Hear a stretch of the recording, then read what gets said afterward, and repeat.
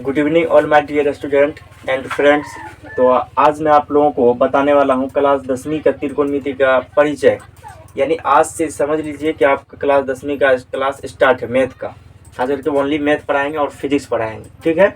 तो सबसे पहले हम स्टार्ट करते हैं त्रिकोणमिति का परिचय, ठीक है। आज इंट्रोडक्शन ऑफ त्रिकोणमिति, इसका परिचय हम लोग पहले जानेंगे, उसके बाद आगे इससे डिस्कस करेंगे। बेसिक अभी जो है दो तीन क्लास चलेगा, आप लोग बेफिक्र रहिए और जितना बताया जाता है उतना आप करिए। तो बेसिक क्लास फर्स्ट दिन है आज, एनसीईआरटी इसमें सॉल्यूशन कराया जाएगा क्लास 10वीं का, ठीक है। यदि आप लोग चैनल पर नए हैं तो चैनल को सब्सक्राइब जरूर कर लीजिएगा, ठीक है। चलते हैं, शुरू करते हैं वीडियो को। त्रिकोणमिति क्या है, कहता है संभवतः त्रिकोणमिति के अतिरिक्त गणित की कोई ऐसी शाखा नहीं है जो उसकी मध्य स्थिति का यानी मिडिल पॉइंट का, मिडिल कंडीशन का स्थान ले सके। ऐसा किसने कहा? ऐसा कहा है J.F. हर्बर्ट ने कहा है, ठीक है। ऐसा किसने कहा? तो J.F. हर्बर्ट ने कहा कोई त्रिकोणमिति का अतिरिक्त कोई ऐसा गणित का कोई ट्रिक है ही नहीं जो इसके मध्य बिंदु का या मध्य स्थिति का स्थान ले सके, ठीक है। अगला चलते हैं, इसमें कुछ भी नहीं है, आपको सिर्फ थोड़ा ध्यान देना है, समझ में आ जाएगा।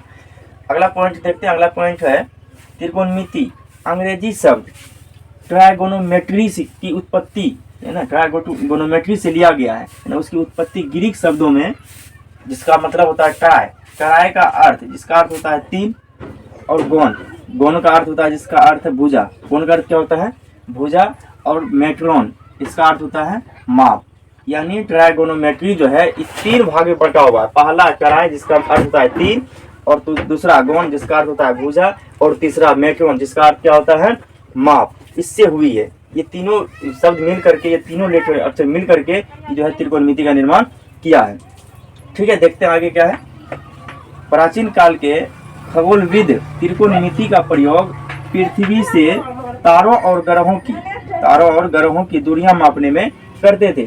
पहले प्राचीन जमाने में क्या होता था कि त्रिकोणमिति का उपयोग त्रिकोणमिति का उपयोग जो है खगोल पिंड का पृथ्वी से तारों और ग्रहों की दूरी मापने में किया जाता था। कौन सी दूरी मापने में, यानी मेट्रोन मापने में किया जाता था, प्रयोग करते थे।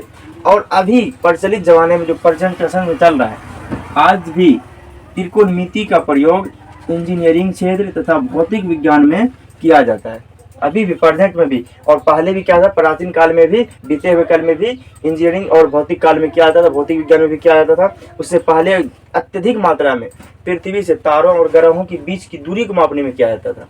और अभी तो प्रेजेंट में क्या है, इंजीनियरिंग क्षेत्र में अत्यधिक यूज हो रहा है और फिजिक्स के क्षेत्र में अत्यधिक यूज हो रहा है, ठीक है। अब देखते हैं नोट क्या कहता है।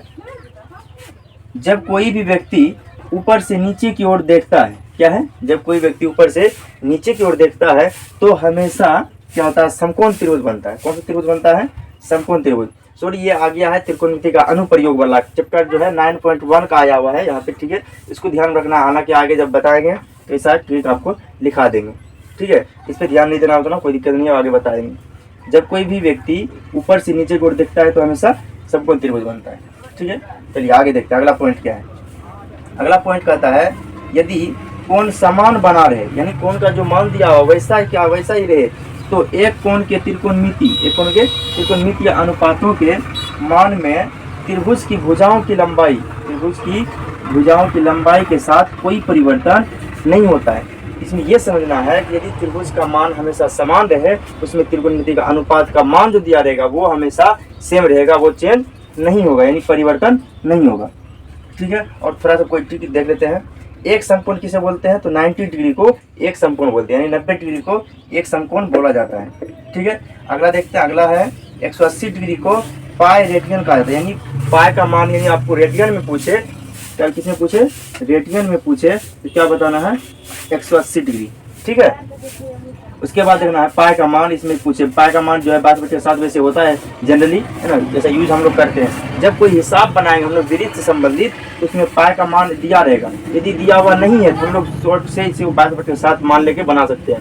यदि आपको 3.14 दिया रहे पाई का मान, इतना लेकर के आपको बनाना है, ठीक है। उम्मीद है आप लोग को ये समझ में आया होगा, कुछ भी नहीं है। आगे की वीडियो हम लोग अगले लेक्चर में देखेंगे, ठीक है। तब तक के लिए बाय, टेक केयर।